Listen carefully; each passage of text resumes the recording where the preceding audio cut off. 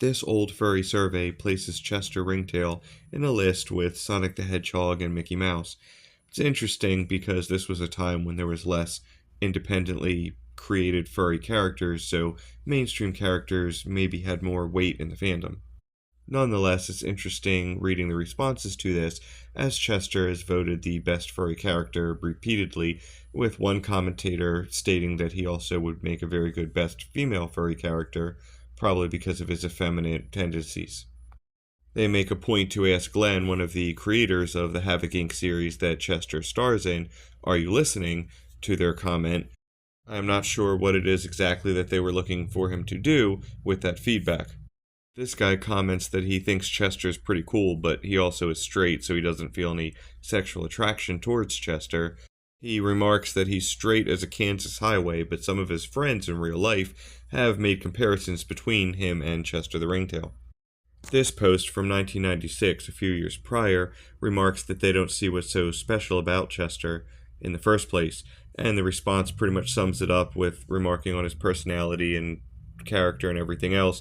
Interestingly, this was from before Havoc Inc. launched as a series, so maybe reading that changed the original poster's mind somewhat.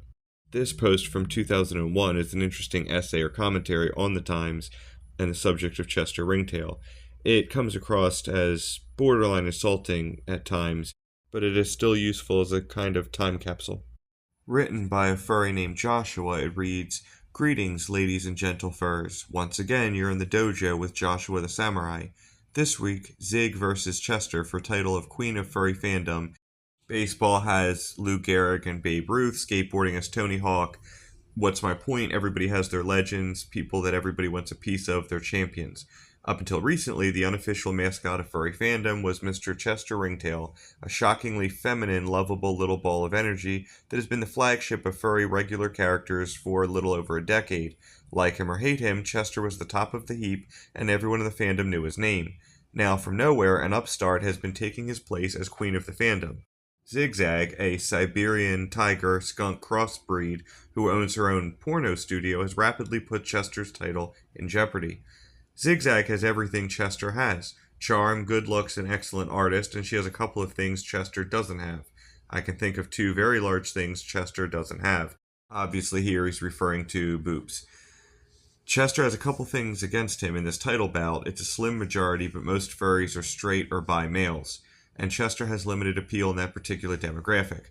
The homosexual furs and ladies were enough to keep him alive with some limited appeal to straight furs, but now that Zig's taken the main chunk of the furry fandom, his fan base is starting to shrivel along with his delusions of grandeur. Personally, I like Zig far more than I like Chester. Chester has got a great comic, but he's generally cool, but let's be honest, being a 21-year-old straight male will naturally make me more attuned to ZigZag's special brand of, you know what I mean. ZigZag wants happiness from life. She may be a little forward, but she's got class and maturity despite her J job. While I think Chester is pretty cool, ZigZag's got it all and then some, while Chester might come up short. Won't be long before we spot the poor guy in Hollywood Square or sitting on the panel of To Tell the Truth. Then again, what do you first think? Chester the current champion or newcomer ZigZag? Play nice in the dojo, folks. Now, incidentally, I would be interested, anybody in the comments that wants to add an opinion. Here's ZigZag for comparison, and also she had a fursuit of herself, just like Chester had at that time period. But I think where he's mistaken is, first of all, the demographics have changed. I'm not sure exactly what they were at that time, but there are definitely slightly more bisexual or gay furries in the fandom at this point. But secondly, even in that time period, there were a lot of individuals who had an attraction to Chester on a sexual basis, even identifying as straight themselves. Now, a couple months prior to that, interestingly, someone has suggested that Chester Ringtail and ZigZag appear side by side in a Redwall remake cartoon that was to air on television. Now, of course, unfortunately, this didn't have a snowflake's chance in hell of happening, not just because of the adult content, and this was a show that was mainly aimed at children and young adults, but also it had its own established cast of characters. Still, seeing Chester in anything on television would have been awesome. This post from 1998 seems to be from an amateur comedian, I guess who went by Outback Jack, and he says that he intentionally put furry references in it that his audience would not get because he was performing to just regular crowds. And one of them was the guy's more feminine than Chester Ringtail. Also, a joke mentioning Jack Salem, the well known character by Roz Gibson. And that's kind of interesting. I guess it's an early example of what would come to be known as a squick. And despite that label eventually being lost to time, it's a practice still used in the fandom, basically exposing normies to furry content whether they realize what they're seeing or hearing or not. In 1997, this person ironically asked why Chester had not been in more Yiffy themed artwork, and Glenn replies, "It's never been suggested that Chester's a Boy Scout, although he always does try to be prepared. Yes, he certainly does."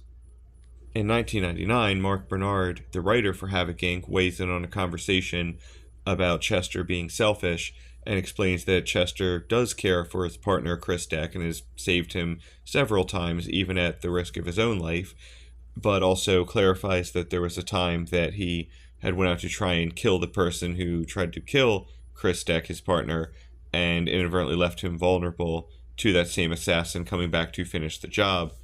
Ultimately, everything worked out and they were both okay, but I guess the point of that story is that Chester could have thought that went out better, even though he was trying to be proactive and stop the threat. In August of 2006, Chester features in a joke about really hot fursuits, hot meaning uncomfortable to wear, and it says they're so warm Chester Ringtail considers them unsuitable yiffing attire. That's a funny thought to begin with, Chester wearing a fursuit, or any furry for that matter, wearing a fursuit of themselves. That'd be kind of silly. Now, in this question and answer prompt, we have Hello Kitty is to the old gods as Chester Ringtail is to Napoleon Bonaparte. The White House with the follow-up question, does Chester smoke a cigar? I don't think Chester smokes anything. I'm not sure what the meaning of the answers are, or the original question for that matter. Maybe when they think White House, they're thinking of Chester MacArthur, the president, like 100-something years ago.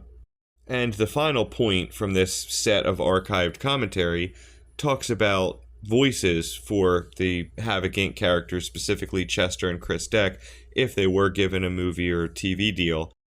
A couple of the replies were interesting choices. One says Nathan Lane would do a good Chester using a voice range similar to Timon. I had to look up who this was, but I guess it was the voice talent for Timon from The Lion King, and Kevin Kline for Chris. But series writer Mark Bernard says he imagines Jimmy Stewart from It's a Wonderful Life being the voice of Chris Deck.